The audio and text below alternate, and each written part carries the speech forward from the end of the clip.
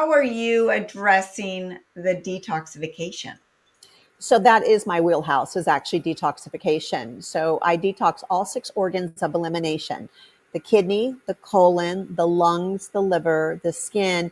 And I say lymphatics slash fascia because the fascia is so important in our world and in our body. So I kind of put them together because the lymphatics run through the fascia. So I do things to actually support the fascia. We actually have a program to teach pet parents how to do fascia decompression at home with their hands. They don't need any equipment. They just need to learn the techniques because it is that important. So we use a variety of different things. The first thing we start with is getting our patient in a parasympathetic state. So let me back up a second. We have 2 sides of the autonomic nervous system. The sympathetic side, which is the fight, flight, you can run from danger and it saves your life because you can react.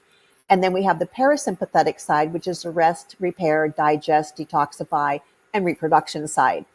And when they're in balance, that's a wonderful thing. But when something happens in your environment, you're going to polarize yourself one way or the other. So if a saber-toothed tiger or, God forbid, a robber were to come at you, your sympathetic side needs to come on fast and sharp, and you need to either run hard or fight hard or do something to protect yourself or your family.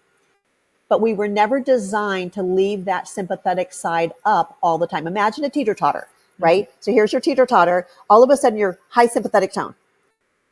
But if we stay there all the time, then our parasympathetic side on the other end of the teeter-totter is turned off. So how do we bring it back the other way? Well, in nature, once the lion kills they catch their prey that they were running against the herd. We've all seen the pictures of the herds going crazy and the lion's trying to catch something and it finally either misses or catches something. And then the rest of the herd, just a few feet away, starts to graze again. Like they go back into an alert, but more parasympathetic state. In our modern world, and I don't care almost where you are in the world, we have everything that is telling us that this saber-toothed tiger is still jumping out. It's the sleep deprivation. It's the stress at work. It's the stress of traffic. It's the stress of children. It's the crappy food that we're eating, the sad food, the standard American diet. But it's the standard American day that I'm now describing, where it's stress, stress, stress all the time. Why that's important to our pets is because they entrain to our energy. Mm-hmm. So they look to us and they go, oh my gosh, there must be a danger out there because my pet guardian is on high alert.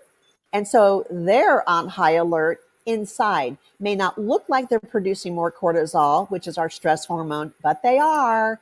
And so, so that's where this whole cycle starts to perpetuate itself. So step number 1, we have to learn how to get back into a parasympathetic state. So we do that with technology for the animals because we can't teach them how to do breath work and how to meditate. Now, if you're a pet owner and you are getting really good at that at home, you can do frequency work, you can do sound therapy, you can do breath work, you can get yourself in a parasympathetic state, and your pet will entrain to that as well. So those are great, but it's, our fast-paced world, it's really easy when I can get you in a parasympathetic state in less than 10 minutes. Mm-hmm. So now the body is open to start to heal. And then we take them through a variety of different tools, techniques, and technologies to be able to start that detoxification process. We use halotherapy, which is dry salt therapy for the lungs and for the skin. We use ozone therapy, which covers multitude of things. And we do it intravenously, rectally. We use ozonides where we can actually breathe it. We use ozone that is infused with glycerin. So it's ozonated glycerin. And so we have that available. We also do hyperbaric oxygen. We do frequency therapy. We do lymphatic therapy using a special machine that has probes on it that produce a microcurrent and inert gases. And we go over the animal's body, opening up the drainage centers for the lymphatic, and then decongest the body and sweep the debris, if you will, into those drainage centers. And then we do lymphatic therapy. In addition to lymphatic therapy, we do the fascia decompression. So I could go on and on. There's so many tools that we have available, many of which our pet parents can actually purchase and do at home as well. So once we become aware of where our deficiencies are and where our toxins are coming in through, as an example with mycotoxins, we know based on the species where most of them are coming through. Is it coming through food, through water, through the air, through the environment? We can tell by the different species. So now you become more aware of how to clean and control that. I'm huge on air filtration at home. We work with a special company. It's on my website. I'm not going to say names, but it's a commercial grade air filtration. It's an air scrubber, but this company made it look sleek and pretty and quiet, which is unlike most air scrubbers. If you've ever had a water intrusion in your home and they bring in those air scrubbers to dry everything, then you understand how loud and obtrusive these things are. So this company, the owner, that was his wheelhouse, was in air quality. And so he designed this so that the homeowner can have that level of air quality. And I'm telling you, it is a game changer. So we have people try to put them throughout the whole house, but at minimum in the room that they're sleeping in.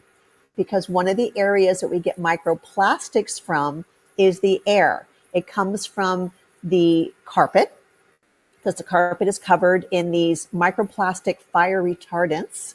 And so every time you scrape around the carpet, you're actually micronizing, you're scraping and debriding some of that and aerosolizing it. The clothes that we wear, when we're wearing the polyester and, you know, these synthetics, that is all plastic.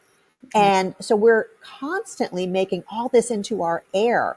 But if you have these air scrubbers, it's cleaning that. So it's lowering the amount of microplastics that we're breathing in.